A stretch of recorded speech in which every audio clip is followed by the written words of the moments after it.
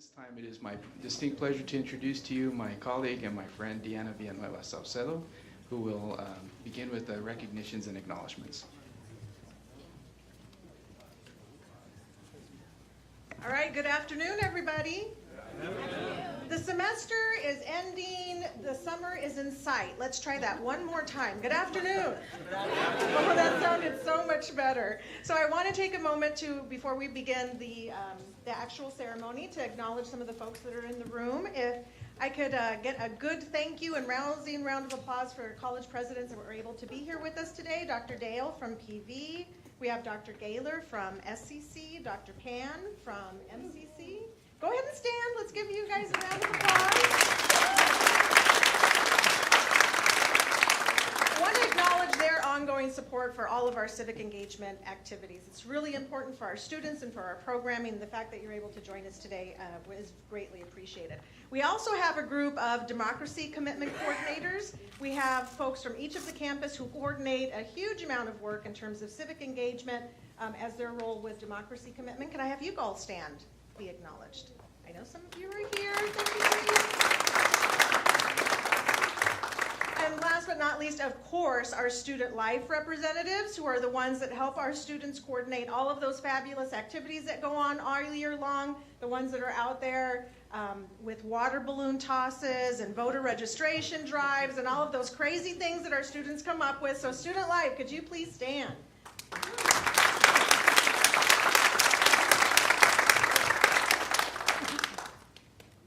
So these civic leadership medallions is a way of recognizing all of the hard work that these students have put in all year long to raise awareness about a number of public issues and really encourage civic participation on behalf of their campus and their peers. But I want to hear from a few of you, what did that mean to you? As Alberto said earlier, what did this teach you, and how do you think it's going to prime you for moving forward?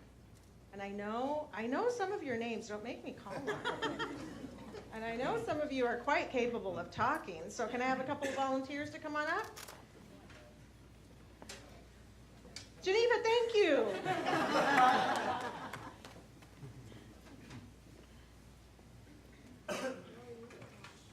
Geneva, yeah. Thank you, Deanna. Community college was something I never expected to be attending, actually, and it was kind of by chance that I ended up in the Maricopa system, and I'm so thankful that that happened. It's the best thing that's happened to me in my life thus far. How college prepared me for civic leadership was by exposing me to the amount of different ideas and personalities that I've been able to have here in the Maricopa system, both at my school and through the opportunities provided. Specifically, the Maricopa Global Leadership Retreat was the biggest impact on me. A weekend up at Lake Pleasant, weekend up at Lake Pleasant with students from all over the world, basically learning on conflict resolution and the ideas that make us who we are. I kind of really began my time in the Maricopa system, just really enlightening me quite a bit, and then opportunities like the Student Public Policy Forum just changed my life. So thank you very much for having me, and pleasure to be here.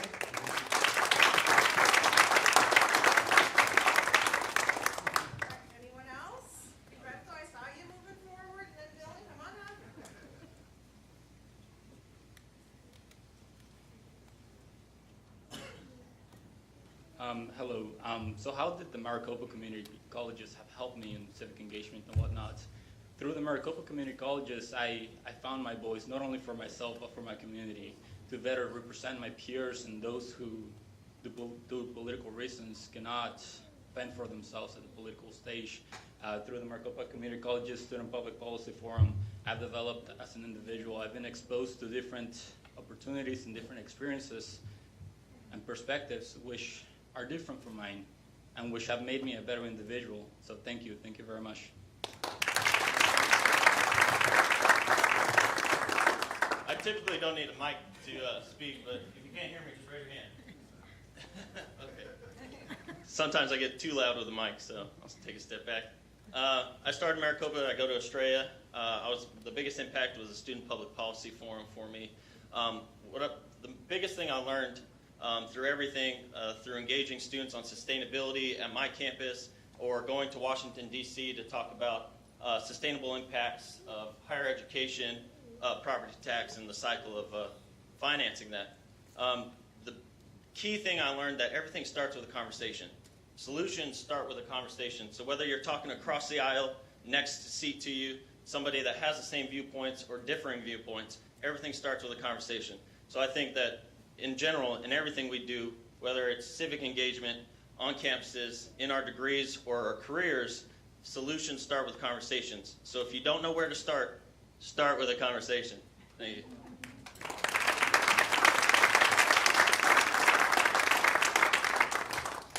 My name is Marley Mayan. I'm from Scottsdale Community College.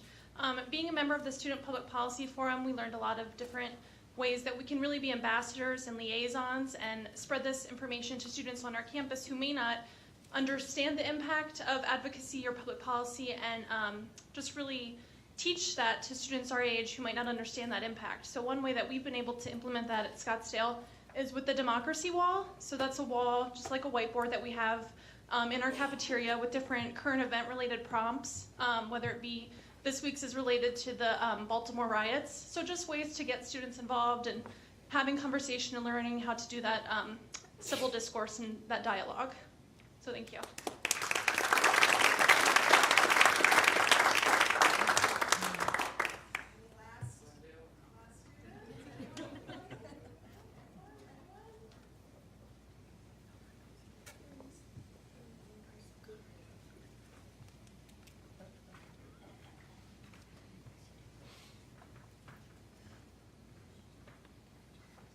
Hi, my name is Mario Marquez, and I'm from Paradise Valley Community College. And I started college when I was in high school, and through the ACE program. I don't know if you're familiar with that. And I found it. I actually was planning to go to university right after high school, but the ACE program really made me realize I needed to stay in community college, and it has really helped me. And through community college, I found a lot of organization activities that have really helped me. And I'm sorry. This summer, I was volunteer for this political campaign with Representative Dr. Eric Meyer, in which I started as a volunteer, and then it went into an internship, and then it would kind of offer me a little job of organizing the community. And since I am Latino, you know, getting the Latino voting is important to get the outcome. And then it led to a successful re-election for him, and his name is Dr. Eric Meyer. And yeah, I want to congratulate all of you for doing the same work that I've done, and hope the best for you as well. Thank you.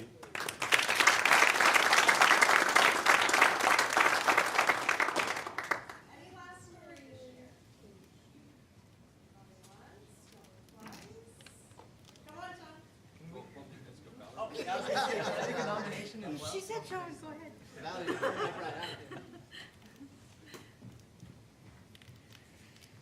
It's too tall for me. Hello, everyone. My name is Sean West. I'm from Mesa Community College. For me, my college education has been the vessel by which I've been able to develop a better perspective about how to see different issues in the community.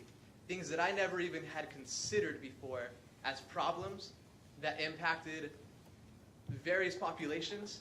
My college education has given me that ability to, one, be able to listen and to be able to hear other people's perspectives about issues that they face, whether that's with higher education, with K through 12 education, with social issues, whatever it may be. Being able to have the direction of a fantastic advisor, people who have experience with working with social issues, making a difference in the community, has given me the training that I need to be able to give back. I myself, I'm a high school dropout, so I got my GED when I was 16, and I didn't start going to college until a few years later. And college for me has changed my life, and it's going to change. It has changed, and it will change the life of my children, my family as it is now, and so on. And so I've been able to develop a program with our college's outreach center to do MCC students where we tutor GED students. And so what I have learned is that we give back to those who were in situations where we may have been. And we have ears that are willing to listen to issues that we might not even see as issues, and that we're willing to recognize that and to improve our community as a whole. That's it.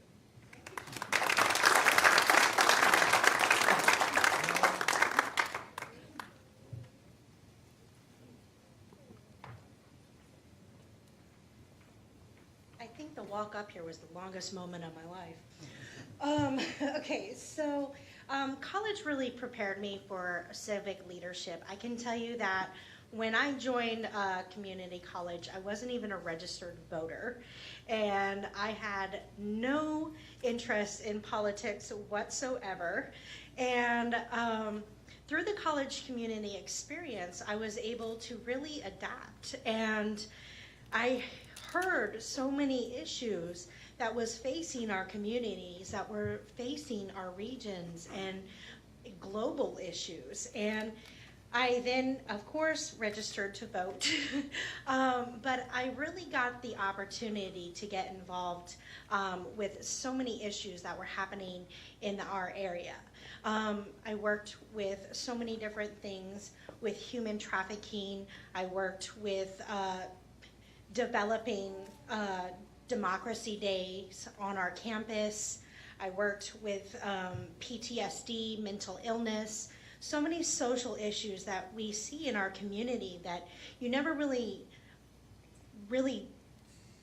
get to understand until you see the scope of it and how it impacts our society. And so why is civic education important for college students is because we're the next upcoming leaders. We're going to be the ones that are taking the next positions. And we need to understand the social issues that are facing our economy, that are facing our government, that are facing our communities. Because if we don't understand those, then we don't understand what we need to address. And so I think that is the most important aspect when educating students. And then how will I apply what I've learned at civic leadership in the future? I will continue to become socially aware. I will continue to further my education on issues that are facing our community, that, still get into public policy and still get aware of what's happening in our society, what's happening in our states, what's happening in our cities, towns, country, whatever the case may be, to continue to become socially aware of all that stuff. Thank you.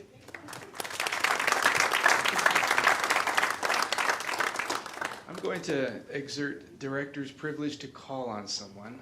We have among the awardees this year an international student from Scottsdale Community College who's part of a program that brings students from all over the world to spend a year with us and learn about democracy and American culture and government.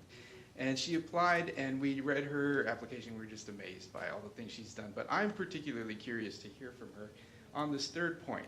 When she goes back home, how is she going to apply whatever it is that she's learned through her involvement in our communities here? What goals or ideas does she have about how this experience might help her in the future? So Dahlia, would you please come up and share some thoughts with us?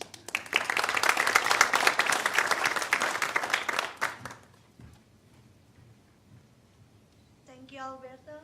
I feel honored to stand up here, and good afternoon, everyone. I'm Dahlia. I'm from Indonesia. I got a scholarship from State Department. The purpose I applied here, I want to say my thanks, maybe not enough, for Scottsdale Community College, because not only gain my academic skill, but also how to engage with the communities. For example, when I was in Indonesia, I never put my voice to the government because I used to against them. But now when I come here, I think one voice is vote.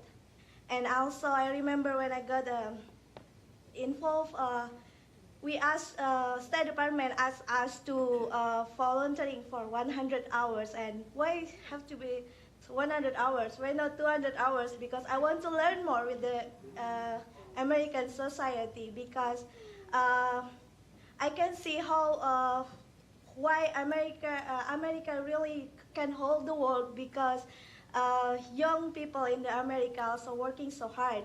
It's really break my mind when I was in Indonesia. Hollywood, America is just thinking about Hollywood, having fun, cosmetic surgery. But here, young people in America is really engaged with society, how make a difference. And I'm really envious with you guys, and congratulations. And also, when I come back, I'm pretty sure, I remember when I was being a volunteer in a MEC project for LGBT people, and I have a best friend, and because Indonesia is pretty conservative, my best friend, he was a gay, and he just feeling comfortable to sharing to me but he's gay, but he cannot be feel free and do something if people know that he is gay. Maybe he doesn't get a job or spread from the friend. Now when I come back, I want to make something from them and also get a skill what I learned from here. And really, thank you so much for Maricopa Community College. Maricopa Community Colleges, because I'm thinking that at first I'm just prejudiced, just community college, just small thing, but now, yes, small college, but make big impact for the society. Thank you so much.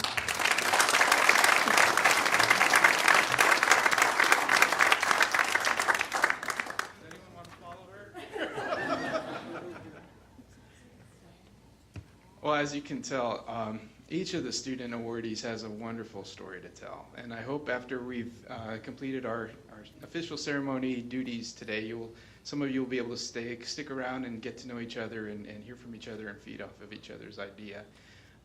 But we love reading your applications. They're so incredibly inspiring, a little bit daunting when I think about what I was doing when I was your age. I'm very encouraged. It's easy, especially these days, to be discouraged. When we read the news headlines, when we see things on television, it's easy to get down about where things are in society and where we would like things to be, perhaps in our community or politically or in the world. And for me, the antidote for that cynicism and that discouragement is you guys, getting to hear and see and be a part of the things that you're doing on campus and off campus that are chipping away at the darkness, that are making a difference in the community. So without further ado, this is the time when we now get to celebrate you. I'd like to now have our Chancellor come up. Let me introduce Chancellor Rufus Glasper, who is himself an inspiring leader, a wonderful champion of civic leadership, a wonderful mentor, and a great friend. And I'd like to ask him to come up now and share some remarks with you. Dr. Rufus Glasper.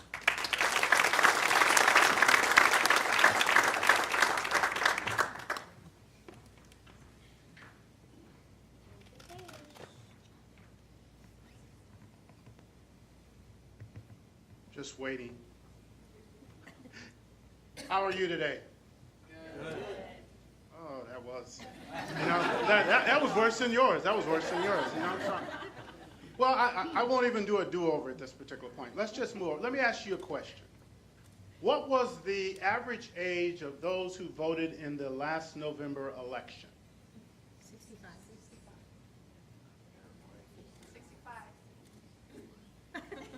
65? Any other guess? 36. Between 61 and 65. That's the average. So how does that make you feel? I mean, we're here. Oh, it makes sense.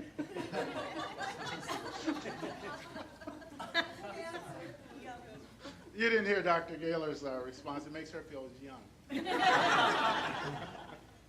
But that's what's happening in our society right now. And when the average age is 60 and we get results in elections that we don't like, and we wonder why. Your involvement in a program such as this allows you to see a different perspective. What we need are younger individuals with different perspectives to balance off those who have established perspectives along the way. Our goal as a community college is to engage our students at many levels. We start to engage them in high school, we bring them into our colleges, and then we help to foster them out in our communities. We are celebrating our 50th year. 50th year is a system. And when you look over those 50 years, we have developed ourselves and promoted ourselves and aggressively moved to becoming, and And I think that we're there. But we started as what they would describe as a junior college, a transition and extension of the high school. We are a comprehensive community college system, and that was just stated quite eloquently in terms of some of the student comments. We are a system that is the largest provider of transfers to ASU. Over 60% of ASU's juniors have 10 or more credit hours from us. And the agreements that we have reached in the last 6-7 years basically say that in order for us to maintain this relationship at this level, we will not allow you to steal our students before they get a minimum of 35 to 37 credit hours, and preferably an associate degree. And with that data, it shows that when our students transition to ASU, that their GPA is higher than the student who starts as a freshman at ASU and as a junior when they get there. That says a lot about our system. It says a lot about what we bring in terms of quality. And it says a lot about what we believe in terms of engagement. There's been some questions over the last few years about whether or not this type of a program, the SPIF program, is worthy. Why do you want students to get engaged? And the unfortunate thing about this is that it's coming from elected officials. From elected officials sitting on our board. And you talk about why should our students get engaged? Why are you allowing students to go to DC and encouraging them to speak locally and statewide, go to town hall? Because we want them to make a difference. Because we want them to get engaged, to feel at every level what it means to be a part of change. And then when change happens, you get excited about it, and then you want to make that next step. You know, Jim Collins talks about the flywheel moving. And once it starts spinning, it'll pick up momentum. We are at that point within our system that the recognition of our students as far as community service, civic engagement, is growing. And it will not be less in the future. It will be encouraged to be more. They will be encouraged to be public speakers, to have that butterfly feeling in your stomach today and 20 years from now, because you're moving into other types of conversation. But I will tell you, when I took this position as the CEO of this organization 12 years ago, I had 3 words that framed who I was and what my expectations were. And the words are inclusiveness, engagement, and respect. That in order for me to serve as chancellor of this institution, that I would need to engage those in our community about what we are doing. And that they would need to engage me in their conversations as well. That as we were including in these conversations, that we would discuss back to back in every direction that we wanted to about things that were happening and the potential impact. And last but not least, we will respect each other's decision. We didn't have to agree, but we had to respect that there are other opinions.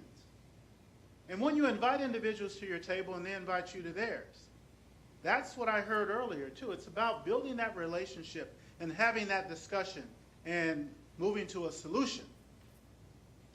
Some of you had an opportunity to visit the Sandro Day O'Connor house. Are any in the room? Can you raise your hand if you had that visit? Okay, I sit on that board. I set that visit up. You know what I'm upset about? Is that you didn't invite me to the meeting. You know? But when you sit with the justice, to be in the room with the justice and to hear what she's trying to do in this community, and it starts with what she did when she was at the state legislature, before she went to the Supreme Court. It's about sitting around and having a beer. Beer and chalupas is what she describes it. And when you walk out of there, you're holding hand in hand, and you may not always agree upon everything, but there's a solution and the state is moving forward. We're in a gridlock now. I spent my time last week and this week speaking to the governor, talking to the Speaker of the House, excuse me, not the Speaker, the President of the Senate, Andy Biggs, and Senator Shooter. And I didn't bemoan the fact that we currently will have no money from the state of Arizona as of July 1st. The first time in 50 years, the community colleges will not even be listed in the state budget. And you know what my question to them was? And it was not in anger, but it was, what message are you trying to send to an organization that is one of the largest in the country, definitely the largest in the state? We are the largest transfer provider to ASU. We have NAU located on all of our college campuses. We have a $7.3 billion annual economic impact to the Valley. What message are you sending? The message that they've been giving me over time about our budget was that, you know what, Dr. Glasper? You guys let us off the hook. We didn't feel we had to fund you. You know why? Because you continue to serve students every day. And you would have continued, and you will continue to serve regardless of our support. I don't know if I felt I had a good pat on the back or I got a good kick in the rear. But we will continue to serve, and we're looking outside the box, and we're engaging. But we will serve by having vessels, and I like that term, out there in the community, talking about who we are, establishing and helping us maintain that respect that we have earned and that we will continue to gain as we move throughout this state and nationally. This program needs to scale. It needs to scale in larger arenas. I've been speaking to Jack Jewett over at the Flynn Foundation, who runs the Flynn Brown, what I would call the elder version of those who are going into civic leadership. And I'm talking to him about how we can build a pipeline from our system that builds into his and continue to build, and as I said, the flywheel will grow. So I want to congratulate you for taking this step. It may not be your first step, but it is one of the steps in your progression. I want you to serve as those vessels and those individuals who demonstrate the quality of our institution and the opportunity to engage in whatever level of civic engagement that you would like to have. And then also look at us as a supporter as you're out in the community. And we want to be there to support you moving forward, but we also want you to come back and help us engage other students and engage others in our community so that we can achieve our mission. So best wishes to you and congratulations, and I look forward to the awarding of the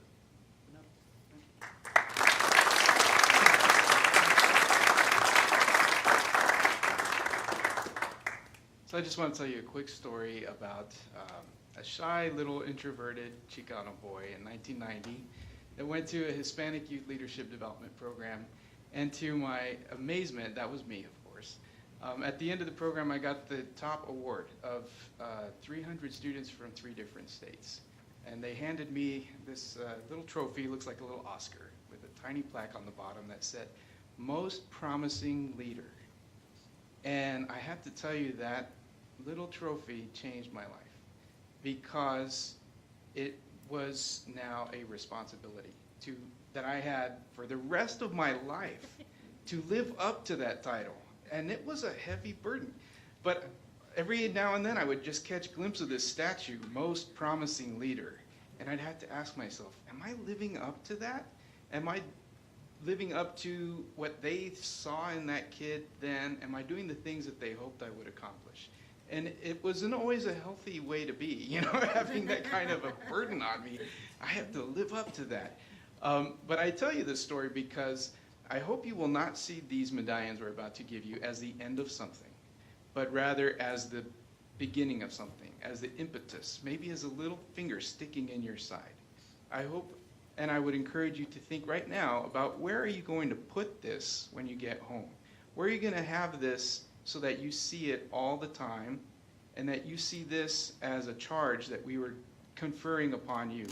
We have seen and recognized through this medallion your leadership potential, and we are celebrating your leadership actual, what you are actually doing right now in your campus and in your home communities. But this medallion is also something that we hope you will constantly look at as a responsibility to live up to this. And every time you catch a glimpse of this medallion, ask yourself, am I living up to these expectations? Am I living up to the charge of being a civic leader? And that civic leadership charge is not just for you to go and do things. Back in 1990, there was a phrase that all the student clubs were using, which was each one, reach one, teach one. I don't know if people still use that phrase anymore. But the idea is it's not good enough for you to develop yourself as a leader. Part of being a leader is reaching back and bringing in the next wave so that it keeps going, the flywheel that the Chancellor mentioned. So a leader just doesn't go off and charge the hill and accomplish things. A leader is supposed to help prepare the next wave. So are you doing that? Ask yourself this question. Every time you see this medallion, hopefully proudly displayed in a nice mahogany frame on the wall somewhere and not thrown in a drawer. Every time you see this medallion, ask yourself, am I doing this? Am I fulfilling this expectation? And so we are now saddling you with this burden. And I hope it will continue to be a burden that will drive you to do things from this point forward. So with no further ado, let me explain to you how we're going to confer the medallions on you. I'm going to read the name, and what we'll ask you to do is come over here to this side of the table. Deanna will place the medallion over your head. So if you've got long hair, it would help if you will pull it to the front and to one side so we don't, have all the tangly stuff. And we're going to ask you to stand right over here with the Chancellor. So, and we'll all stand with you, shake our hands, and then our dear friend Charlie is going to take your picture, and then we'll ask you to move off to this side and regain your seat. At the end, we're going to ask you all to come up and take a big group photo with us, and it'll go real fast. Any questions before we proceed? Okay, so it's that time.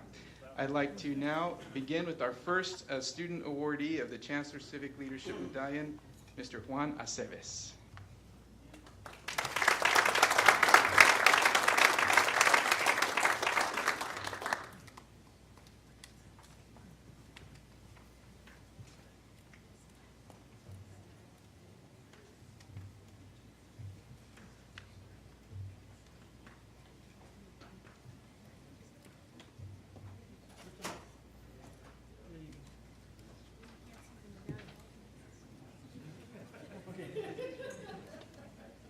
Can you lift it up high enough so we can get up here with your chest?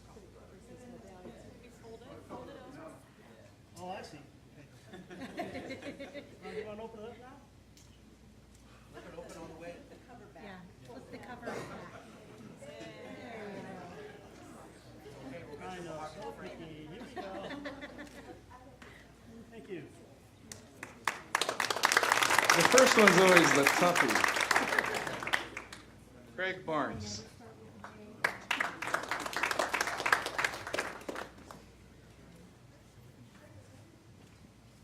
Greg's not here? Greg Barnes? All right. Teresa Bruno.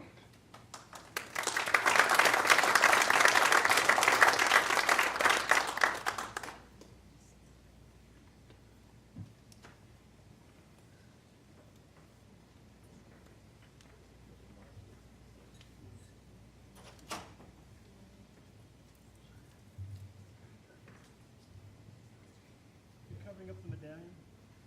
Thank you. Smiles. Thank you. Robbie Carrillo.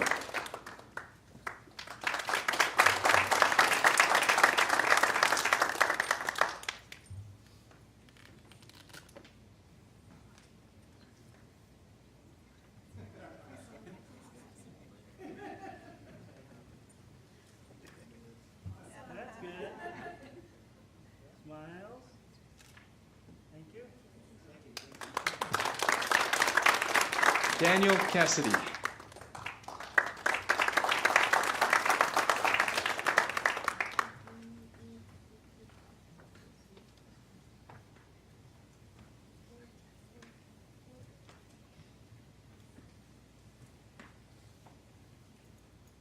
sorry, medallion.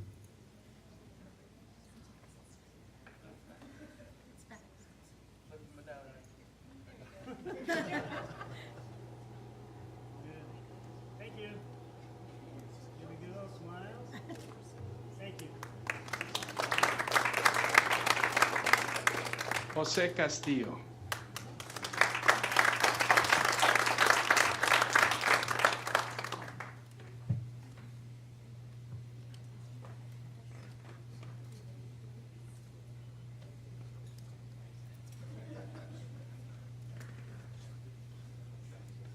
Very good. Smiles. Thank you. Martín Córdoba.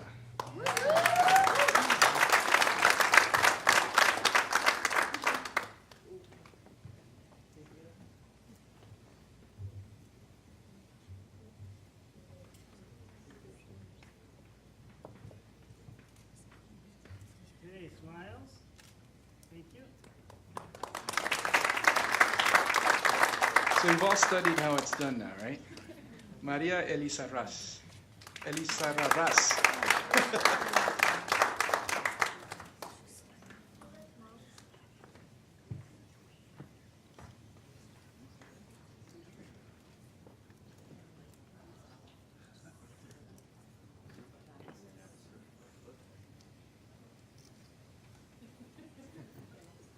Smiles. Thank you. Belinda Escalante. Is Belinda here? Okay. Ariel Garcia.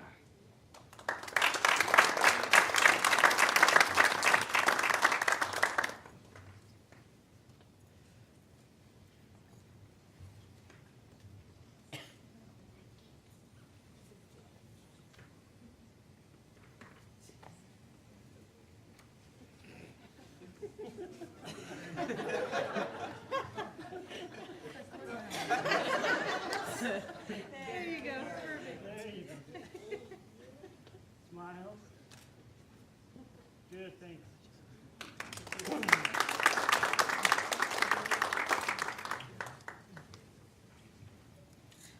Andre Garcia.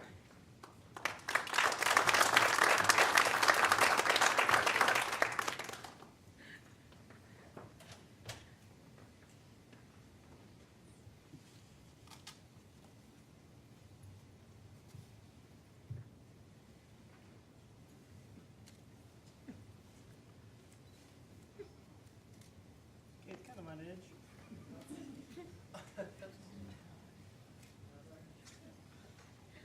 Yeah, there we go. Smiles. Thank you.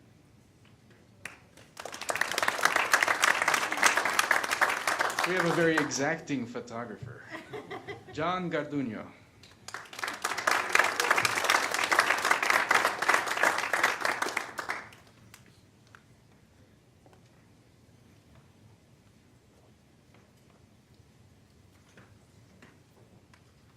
Very good, thank you.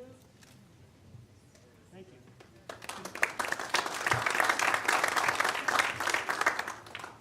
Anthony Lee.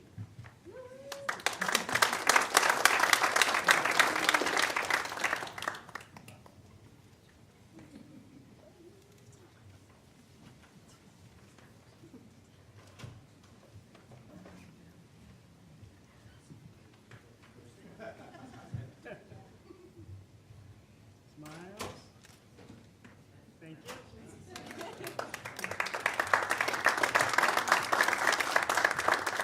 Everyone looks great. You should leave from here and get pictures taken.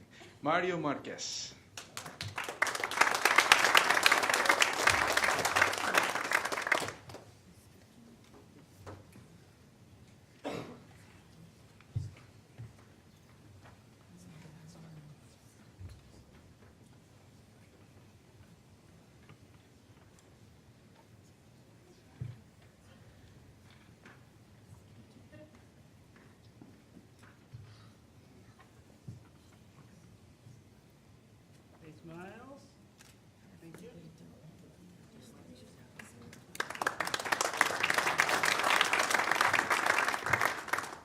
Jessica Mateo.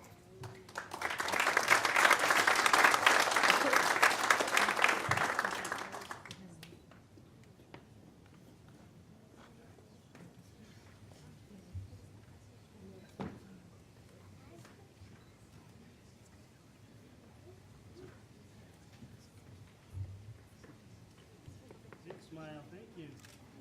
Thank you.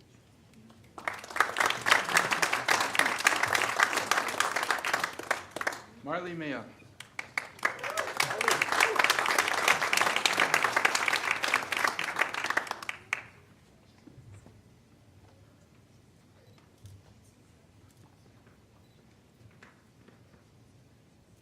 Smiles. Thank you.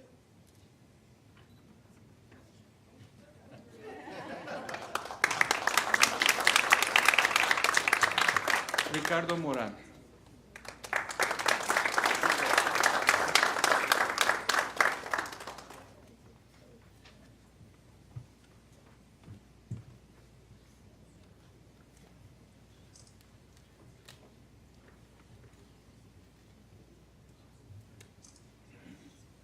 Smiles.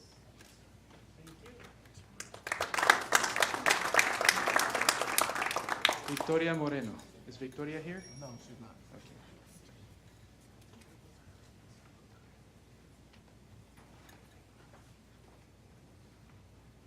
Ika Nelson.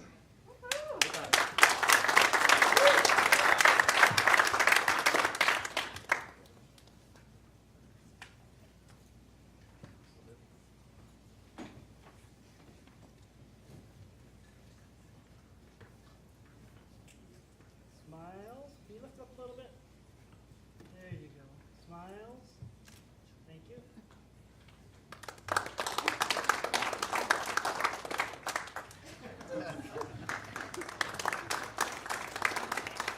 Rukia Ogaro.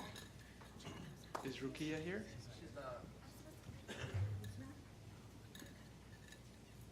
Dalia Octasiani.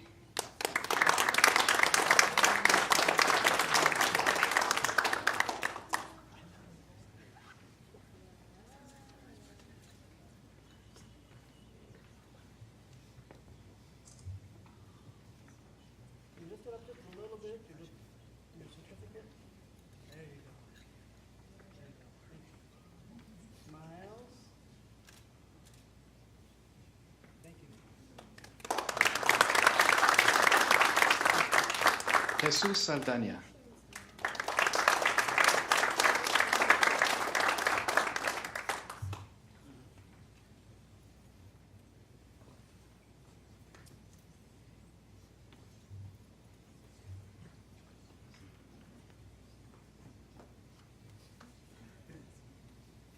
Smiles. Thank you.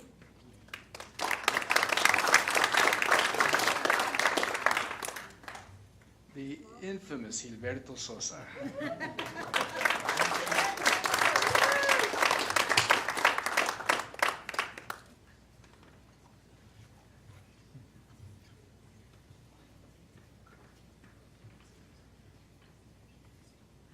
Hey, can you lift up just a little bit? There you go. Smiles. Thank you.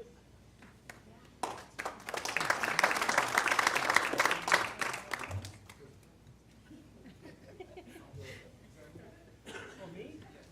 Yeah, didn't I not say smile? Thank you. Thank you.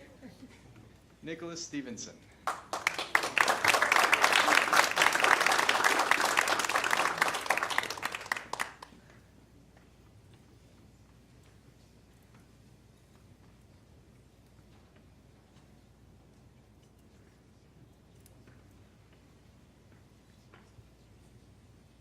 Up a little bit.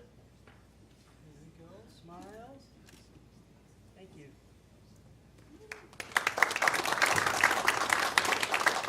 Anay Valdez.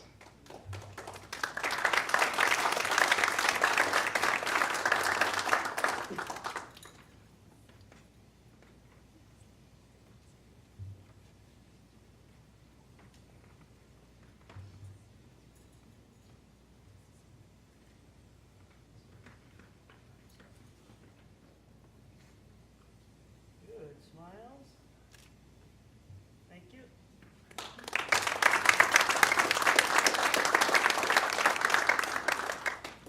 Dylan Warner.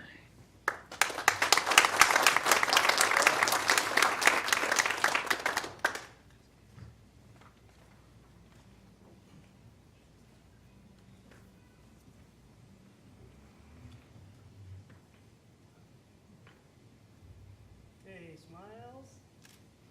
Thank you. Thank you. Proud mom.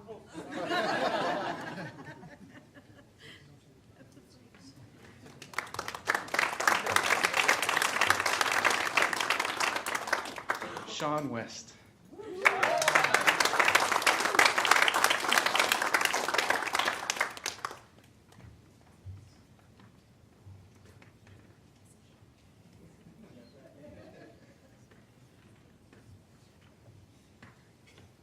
Okay, smiles.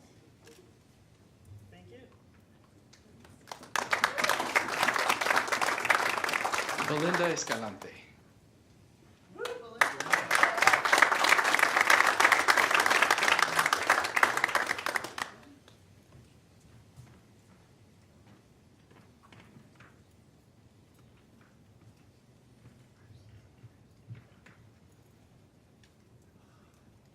Smiles. Thank you.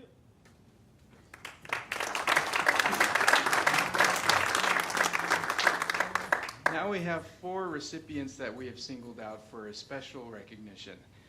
This is the second year we're awarding some of the Civic Leadership Medallion winners as winners with distinction, which raises the question, what does that mean? The review committee has the opportunity to flag certain recipients as really going so far above and beyond that really if we tallied all the points, they'd have many medals. But more than just points.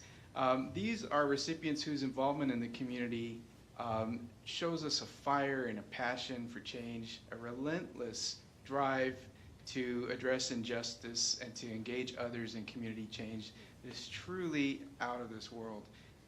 We're incredibly inspired by all of you, but these recipients with distinction, we like to shine a light on them as really showing what is possible for community college students who others may see as not capable of achieving at a level of others who are maybe older or have more resources available to them. These are students that really have broken all of those barriers and expectations and shown through their example what can be accomplished just by pure determination and persistence and by willingness to work with others to achieve common goals. So we're extraordinarily proud of these recipients with distinction, starting with Jerry Rayburn from Paradise Valley Community College.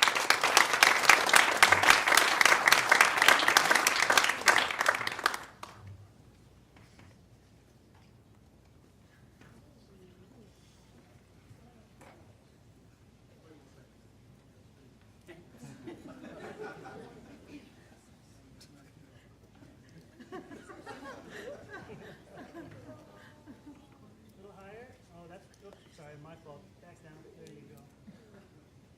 Smiles. Thank you.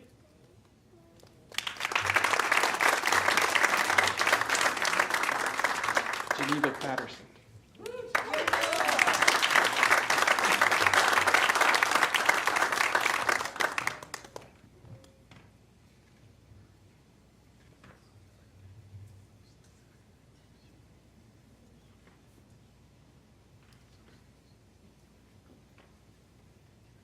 Picky, but you're crooked. No, not you, the certificate. There you go, much better. Smiles. Thank you.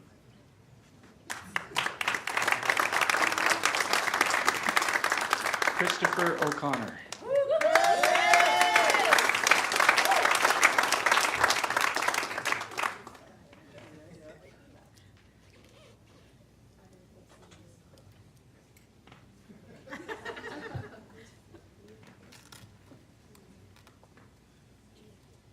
You raise it up just a little bit. Smiles. Thank you. And last but certainly, no one would ever say certainly not least, Valerie Legrand from Mason.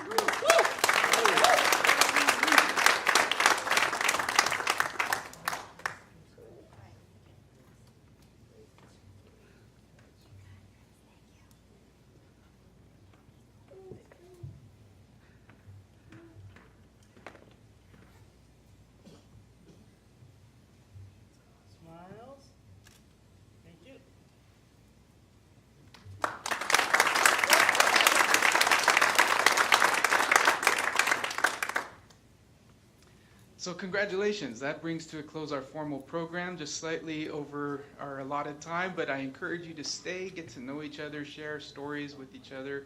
Talk to Natalie over there from our marketing department so that she knows what wonderful things she can tweet out to the world about the things you have accomplished and the things you are working on and the things you aspire to. Oh, but we do, thank you for reminding me, Alberto, extra points for you. It's too late for that. Group photo. So all the award recipients, I'd like to ask you to now come join us up here on the stage so we can take a final group photo and then send you on your way.